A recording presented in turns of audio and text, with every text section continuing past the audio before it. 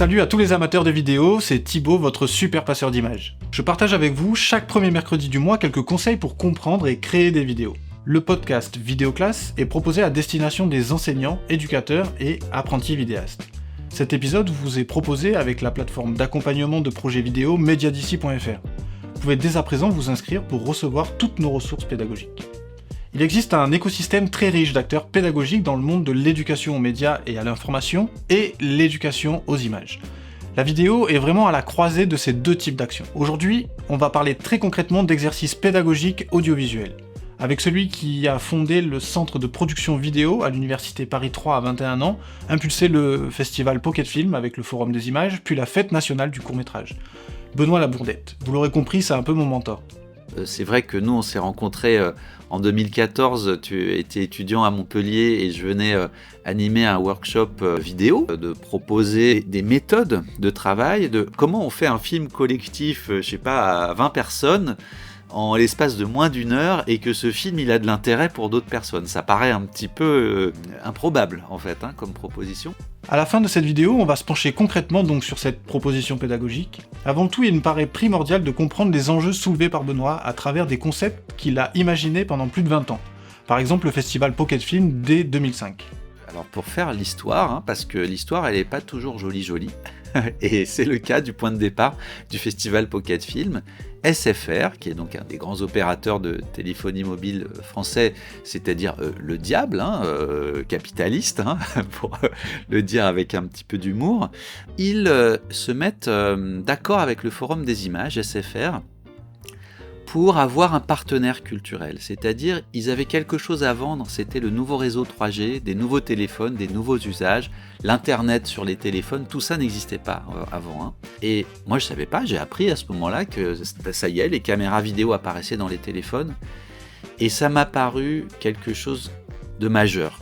Là, on va créer un événement culturel en même temps qu'une technologie arrive dans le monde, en fait, et il y a la technologie et les usages, c'est-à-dire à quoi on l'emploie. Et je me suis dit, là, on a l'occasion de réfléchir, de proposer à des artistes, à des gens qui ne sont pas forcément cinéastes, de s'approprier, mais qu'est-ce qu'on peut faire avec ces caméras-là ?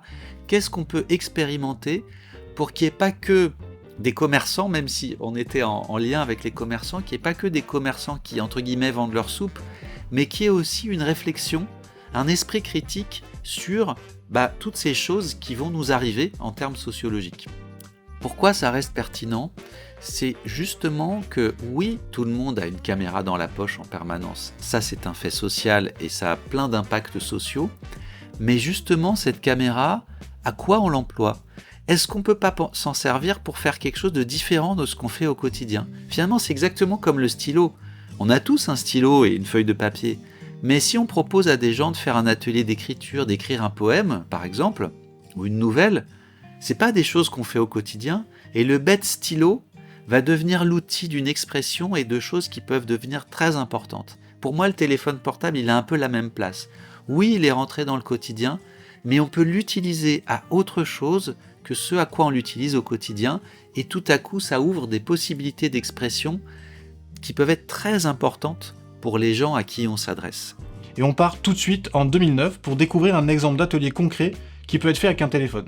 À partir de 2009, proposer dans les ateliers ce qu'ils voyaient par la fenêtre de chez eux et en même temps raconter un souvenir important pour le partager avec les autres le lendemain matin. Un souvenir qui éventuellement avait rien à voir avec ce qui est vu par la fenêtre, C'était pas obligé, c'était pas une illustration, mais voilà, l'image étant un support de la voix. Et c'est très simple, je veux dire, avec les téléphones d'aujourd'hui, je prends mon téléphone, je le mets en route et je peux filmer et parler en même temps. C'est accessible à tout le monde, en fait. Et ça a produit des choses absolument magnifiques, et on se rend compte que l'audiovisuel peut faire lien, peut contribuer au lien.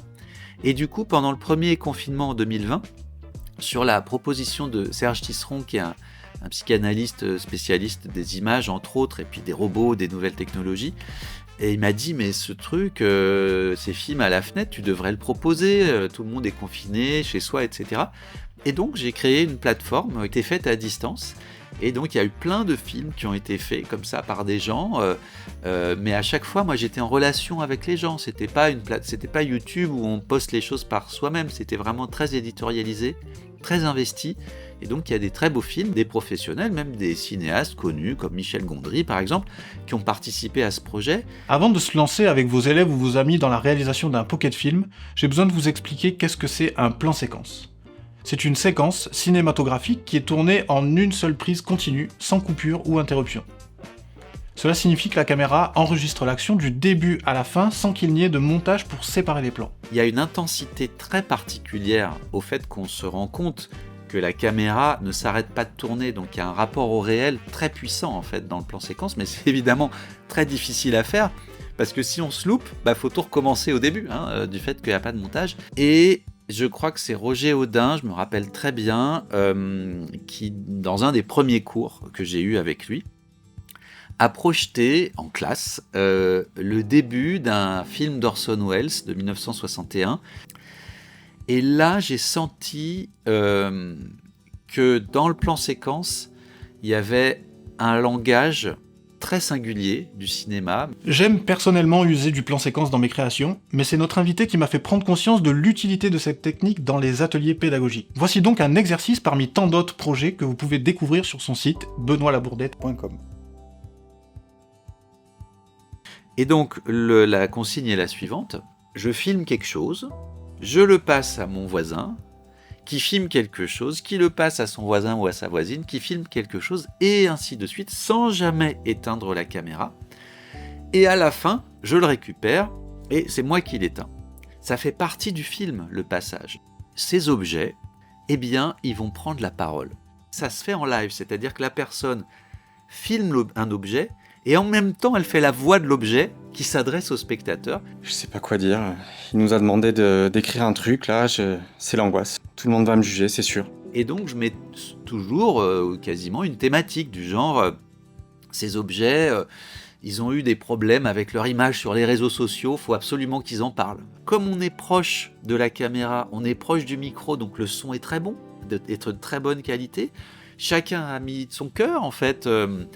C'est un peu comme un cadavre exquis. Il interviendra encore dans Vidéoclasse pour se questionner sur les enjeux de ce type d'œuvre collective après leur réalisation, et donc de leur diffusion. Je le laisse d'ailleurs tirer la conclusion de ce Vidéoclasse. Parce que si le plan séquence peut faciliter la vidéo en classe, le montage semble plus que jamais accessible. En tout cas, travailler le montage de façon légère dans le champ pédagogique, c'était compliqué, et du coup là on perdait des élèves, si je puis dire, parce que être sur l'ordinateur, passer des heures à galérer, techniquement c'était compliqué. Et il se trouve que depuis 2 ans, 2 ans, un peu plus de 2 ans, il y a une application de montage gratuite, donc je fais de la pub, j'ai pas d'action chez eux, vraiment, qui a été créée par TikTok. Cette application s'appelle CapCut, elle peut être installée sur un téléphone et sur un ordinateur, et c'est une application de montage vraiment sophistiquée, pratique, simple d'emploi, où on peut vraiment maîtriser et notamment distinguer l'image et le son. Je dis pas que ça fait tout, c'est pas du niveau de certains autres logiciels professionnels, mais ça rend accessible à tout le monde le montage. Un petit peu comme le tournage a été rendu accessible à tout le monde avec le téléphone.